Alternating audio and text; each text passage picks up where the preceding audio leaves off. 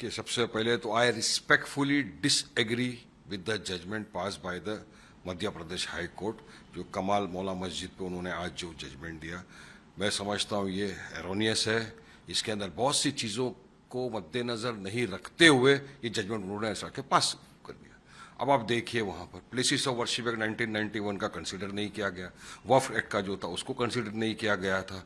Places of worship act 1991 जो आया था उसमें साफ लिखा गया था कि जो भी मॉन्यूमेंट 15 अगस्त 1947 के प्लेसेस ऑफ वर्शिप, मॉन्यूमेंट, मस्जिद, गुरुद्वारा, गिरजाघर, उसका आप नेचर कैरेक्टर बदल नहीं सकते, चेंज नहीं कर सकते।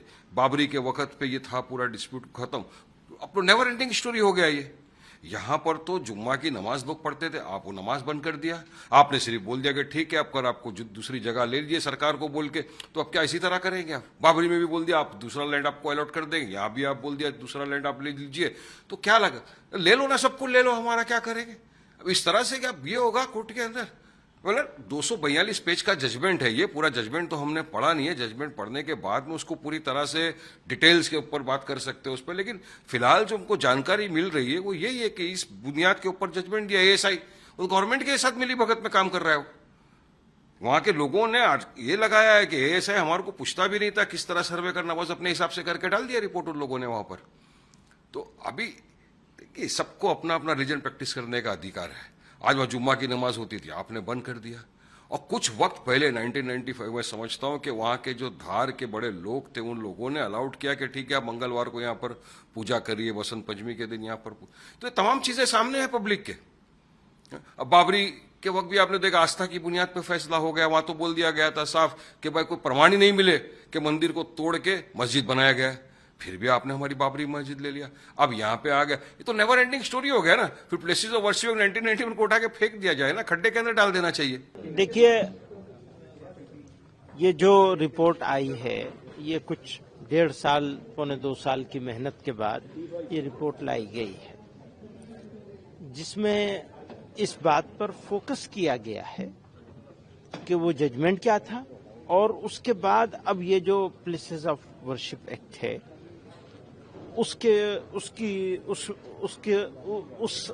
प्लेसेस ऑफ वर्शिप एक्ट होने के बावजूद जो मामला चल रहा है, तो उसके ऊपर ये रिपोर्ट आई है। और ये आज उसके ऊपर डिस्कशन था, जमीयतुल माहिंद और सामला ने मिल करके इसको किया था।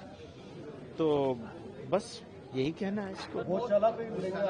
अब वो तो अभी आ जाने दीजिए, वो उसका वो पढ़ेंगे उसके बाद। लेकिन नमाज पढ़ने से मना कर दिया गया कारण? हाँ, वो आ जाने दीजिए, आ जाने दीजिए। बाबरी मस्जिद की तरफ फैसले दिए जा रहे, जो फैसले बाबरी मस्जिद, वो तो यहाँ सब आपने सुना है, सब लोगों ने अलग अलग अपनी ओपिनियन दी है। तो हाईकोर्ट ने कहा है कि वैकल्पिक जगह मुस्लिम पक्ष का दावा। अब वैकल्पिक जगह का तो कोई कॉन्सेप्ट ही नहीं है। जी हाँ, बस इसी पे चर्चा होनी है ना। आप हटा दीजिए नीट, हटा दीजिए पेट्रोल। अब आ गया है विषय कि अब मस्जिद और मंदिर फिर लड़ेंगे। लड़िए मस्जिद और मंदिर के ऊपर। 1991 के जो पैलेसेस ऑफ वर्शिप एक्ट था उसका तो धज्जियां उड़ रही हैं। अभी तो वहां पर मंदिर में जब बता दिया मैंने, चर्चा इस पे ही होगी ना। चर्चा इस पे नहीं होगी कि बच्चों का भविष्य आपने अंधकार में कर दिया। चर्चा इस पे नहीं होगी कि स्वास्थ्य की व्यवस्थाएं पूरे देश के अंदर चरमरा गई हैं। चर्चा इस पे नहीं होगी कि महंगाई आसमान को छू रही है। जैसे जैसे तेल के दाम बढ़ेंगे वैसे वैसे ट्रांसपोर्टेशन कॉस्ट बढ़ेगी और महंगाई बढ़ जाएगी। इस पे चर्चा नहीं होगी, क्योंकि देश को आपको किसी ना किसी मुद्दे में उलझा के रखना है।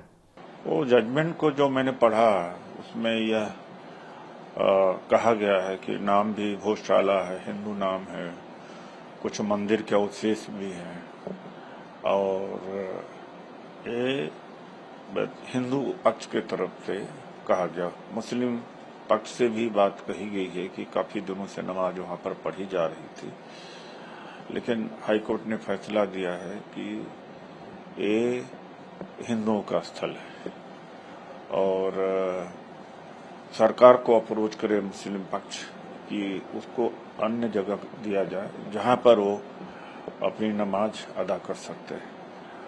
अब चूंकि ये अदालती फैसला है, अब मुस्लिम पक्ष निश्चित तौर से सुप्रीम कोर्ट में अपील करेगा।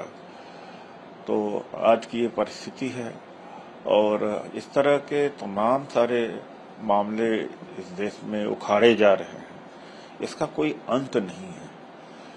और जो विकसित देश हैं, क्या कभी वहां सुनने को मिलता है? तो पूरी जनता को इसी में उलझा रखा है सरकार ने। और ऐसा नहीं है कि जो डिवोटीज हैं उनके तरफ से ऐसी बात होती है, बल्कि उसके पीछे जो वीएचपी, बजरंग दल, आरएसएस के लोग होते हैं, वो उकसाते हैं और माहौल बनाते हैं।